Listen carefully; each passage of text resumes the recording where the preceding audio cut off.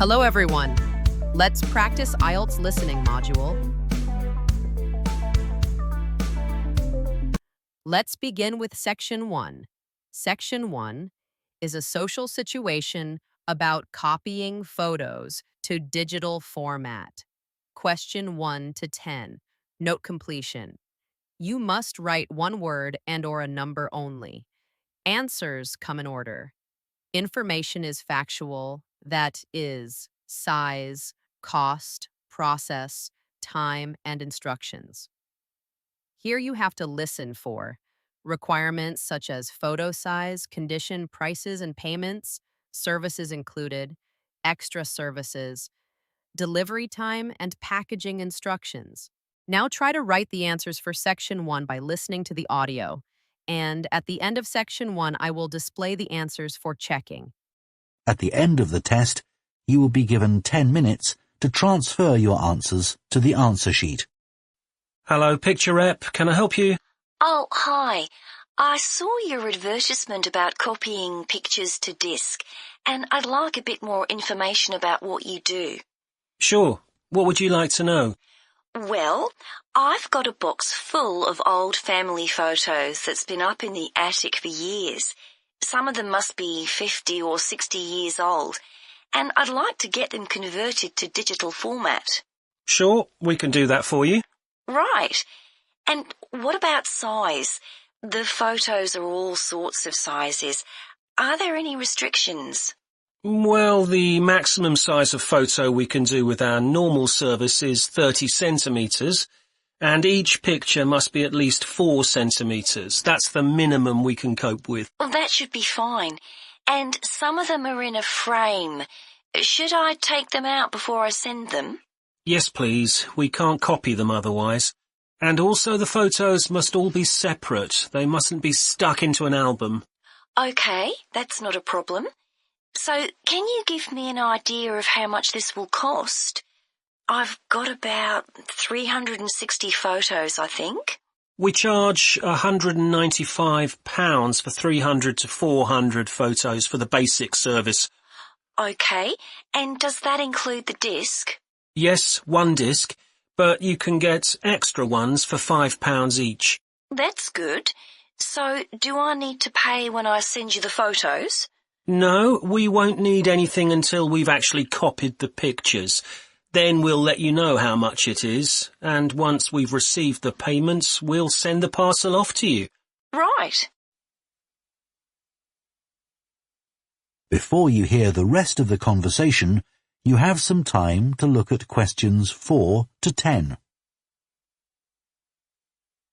Now listen and answer questions 4 to 10. Is there anything else you'd like to ask about our services? Yes, I've roughly sorted out the photos into groups, according to what they're about. So, can you keep them in those groups when you copy them? Sure, we'll save each group in a different folder on the disk, and if you like, you can suggest a name for each folder. So, I could have one called Grandparents, for instance. Exactly. And do you do anything besides scan the photos? Like, can you make any improvements? Yes, in the standard service, each photo is checked, and we can sometimes touch up the colour a bit or improve the contrast. That can make a big difference. OK, and some of the photos are actually quite fragile. They won't get damaged in the process, will they? No, if any look particularly fragile, we'd do them by hand. We do realise how precious these old photos can be. Sure. And another thing is we can make changes to a photo if you want. So if you want to remove an object from a photo or maybe alter the background, we can do that. Really? I might be interested in that. I'll have a look through the photos and see. Oh, and talking of fixing photos, I've got a few that aren't properly in focus. Can you do anything to make that better? No, I'm afraid that's one thing we can't do. OK. Any other information I can give you? How long will it all take? We aim to get the copying done in 10 days. Fine. Right, well, I'll get the photos packed up in a box and post them off to you. Right. If you've got a strong cardboard box, that's best. We've found that plastic ones sometimes break in the post. Okay. Right, thanks for your help. Bye. Bye. That is the end of part 1. You now have half a minute to check your answers to part 1.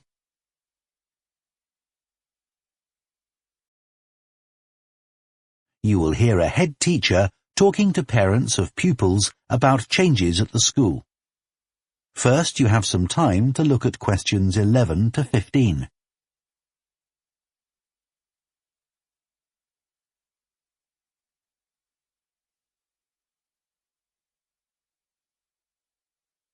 Now listen carefully and answer questions 11 to 15. Good morning, and thank you for coming here today. I'd like to bring you up to date with changes in the school that will affect your children. As you know, the school buildings date from various times, some from the 1970s, some from the last 5 years, and of course, Dartfield House is over a century old. It was commissioned by a businessman, Neville Richards, and intended as his family home, but he died before it was completed. His heir chose to sell it to the local council, who turned it into offices. A later plan to convert it into a tourist information centre didn't come about through lack of money, and instead it formed the nucleus of this school when it opened 40 years ago.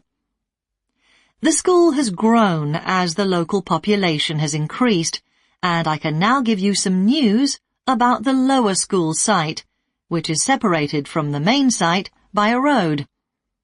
Planning permission has been granted for development of both sites. The lower school will move to new buildings that will be constructed on the main site. Developers will construct houses on the existing lower school site. Work on the new school buildings should start within the next few months.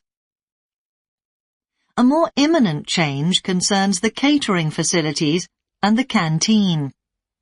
The canteen is always very busy throughout the lunch period.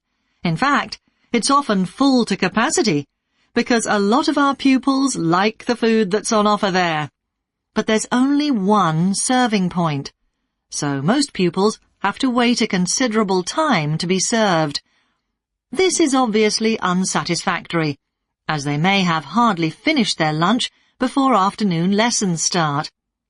So, we've had a new food hall built, and this will come into use next week. It'll have several serving areas, and I'll give you more details about those in a minute.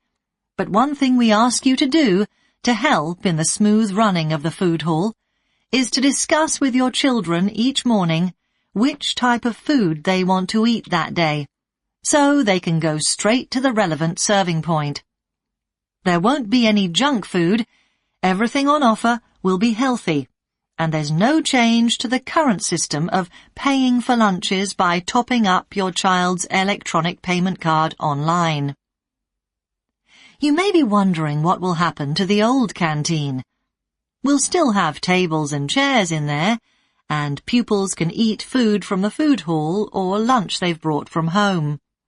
Eventually, we may use part of the canteen for storage, but first, we'll see how many pupils go in there at lunchtime. Before you hear the rest of the talk, you have some time to look at questions 16 to 20.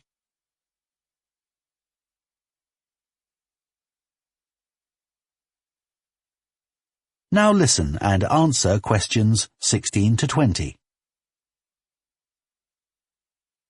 Okay, back to the serving points in the food hall, which will all have side dishes, desserts, and drinks on sale, as well as main courses. One serving point we call World Adventures. This will serve a different country's cuisine each day. Maybe Chinese one day and Lebanese the next. The menus will be planned for a week at a time, so pupils will know what's going to be available the whole of that week. Street life is also international, with food from 3 particular cultures. We'll ask pupils to make suggestions, so perhaps sometimes there'll be food from Thailand, Ethiopia, and Mexico, and then one of them will be replaced by Jamaican food for a week or 2. The Speedy Italian serving point will cater particularly for the many pupils who don't eat meat or fish. They can be sure that all the food served there is suitable for them. There'll be plenty of variety, so they shouldn't get bored with the food. Okay, that's all on the new food hall. Now, after-school lessons. These are very popular with pupils, particularly swimming. In fact, there's a waiting list for lessons. Cycling is another favourite, and I'm delighted that dozens of pupils make use of the chance to learn to ride in off-road conditions. It means that more and more cycle to and from school every day. As you know, we have a well-equipped performance centre, and we're going to start drama classes in there too. Pupils will be able to join in just for fun, or work up to taking part in a play. We hope to put on at least one a year. We already teach a number of pupils to use the sound and lighting systems in the centre, and a former pupil has given a magnificent grand piano to the school, so a few pupils will be able to learn at the school instead of going to the local college, as many of them do at the moment. That is the end of Part 2. You now have half a minute to check your answers to Part 2.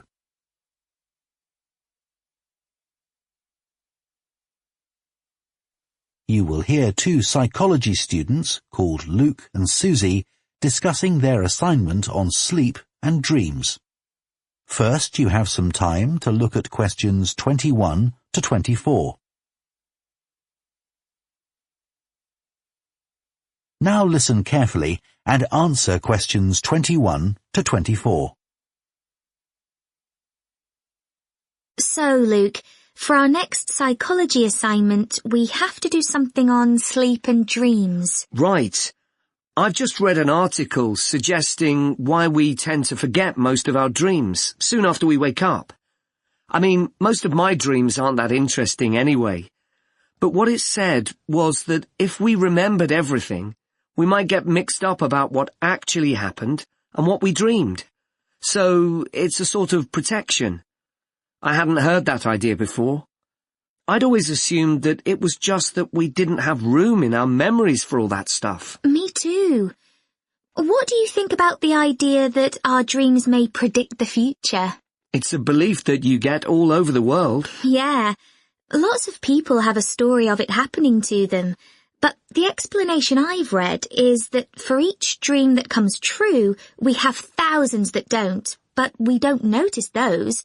We don't even remember them. We just remember the ones where something in the real world, like a view or an action, happens to trigger a dream memory. Right. So it's just a coincidence, really. Something else I read about is what they call segmented sleeping. That's a theory that hundreds of years ago, people used to get up in the middle of the night and have a chat or something to eat, then go back to bed. So I tried it myself. Why? Well, it's meant to make you more creative. I don't know why, but I gave it up after a week. It just didn't fit in with my lifestyle. But most preschool children have a short sleep in the day, don't they? There was an experiment some students did here last term to see at what age kids should stop having naps, but they didn't really find an answer. They spent a lot of time working out the most appropriate methodology, but the results didn't seem to show any obvious patterns. Right. Anyway, let's think about our assignment. Last time I had problems with the final stage, where we had to describe and justify how successful we thought we'd been. I struggled a bit with the action plan too. I was okay with the planning, but I got marked down for the self-assessment as well. And I had big problems with the statistical stuff. That's where I really lost marks. Right. Before you hear the rest of the discussion, you have some time to look at questions 25 to 30.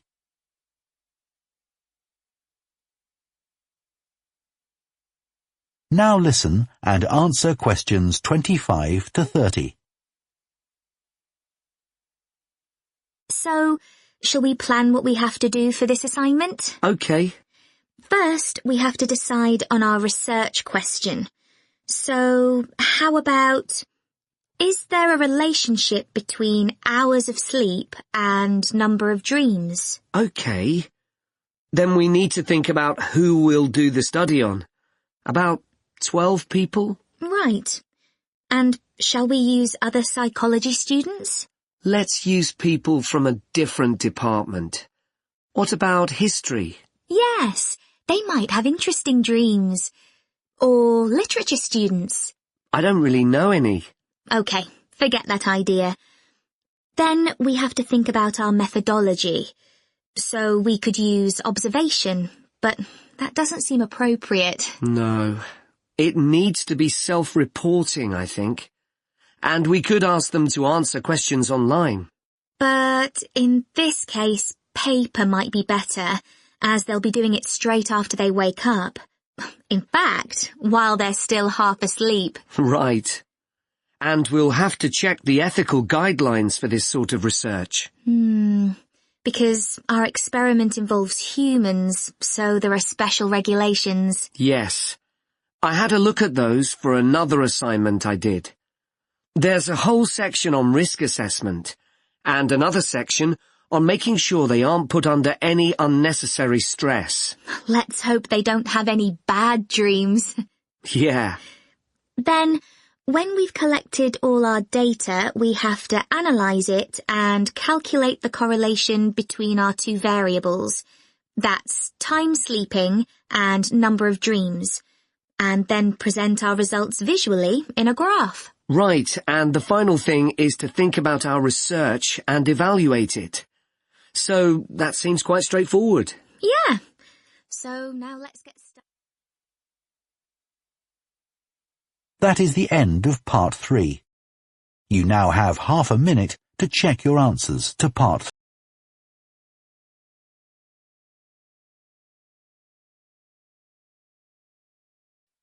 You will hear a sports science student giving a presentation on the health benefits of dance. First, you have some time to look at questions 31 to 40. Now listen carefully and answer questions 31 to 40. Dancing is something that humans do when they want to have a good time. It's a universal response to music found in all cultures. But what's only been discovered recently is that dancing not only makes us feel good, it's also extremely good for our health. Dancing, like other forms of exercise, releases hormones, such as dopamine, which make us feel relaxed and happy. And it also reduces feelings of stress or anxiety. Dancing is also a sociable activity, which is another reason it makes us feel good. One study compared people's enjoyment of dancing at home in front of a video with dancing in a group in a studio. The people dancing in a group reported feeling happier, whereas those dancing alone did not. In another experiment, university researchers at York and Sheffield took a group of students and sent each of them into a lab where music was played for 5 minutes. Each had to choose from 3 options: to sit and listen quietly to the music, to cycle on an exercise bike while they listened, or to get up and dance. All were given cognitive tasks to perform before and after. The result showed that those who chose to dance showed much more creativity when doing problem-solving tasks. Dr. Lovett at the University of Hertfordshire believes dance could be a very useful way to help people suffering from mental health problems. He thinks dance should be prescribed as therapy to help people overcome issues such as depression.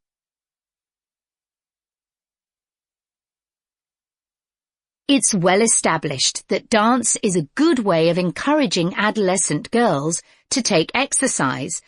But what about older people?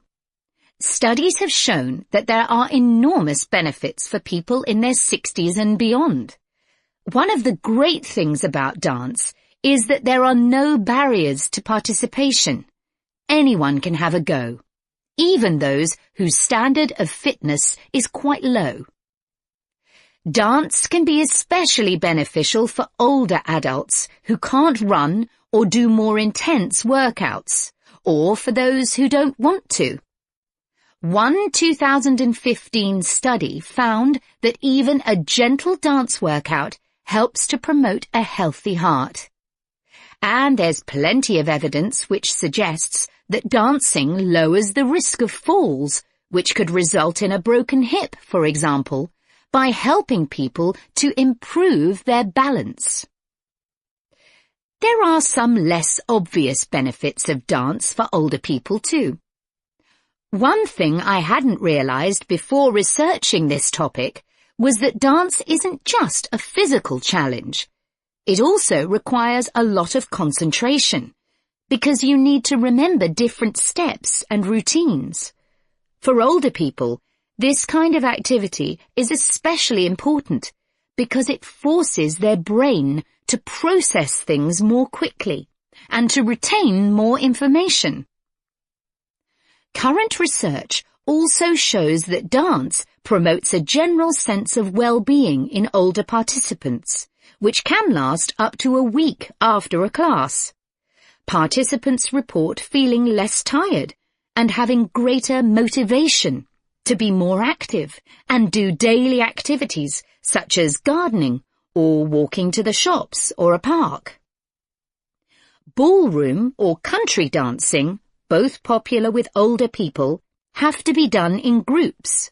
They require collaboration and often involve touching a dance partner, all of which encourages interaction on the dance floor.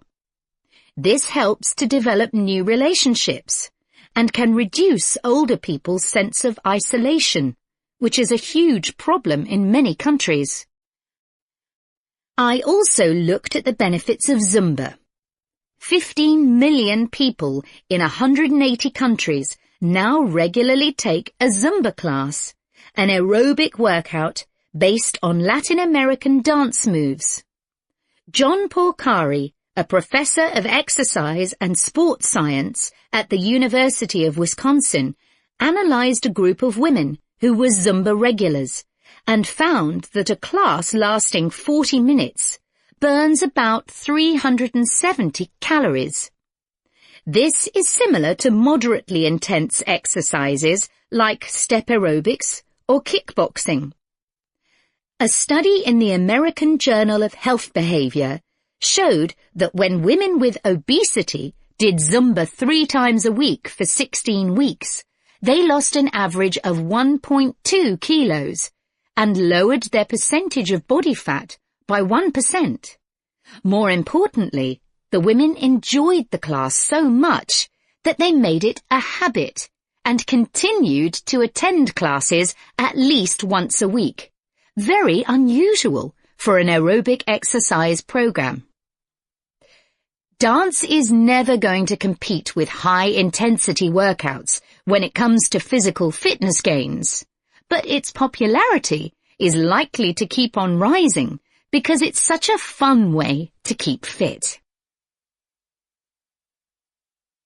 That is the end of Part 4. You now have 1 minute to check your answers to Part 4.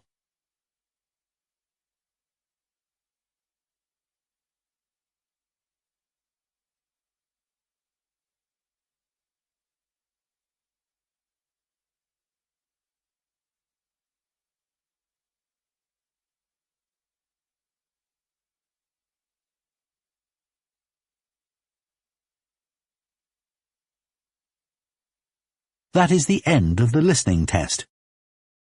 In the IELTS test, you would now have 10 minutes to transfer your answers to the answer sheet.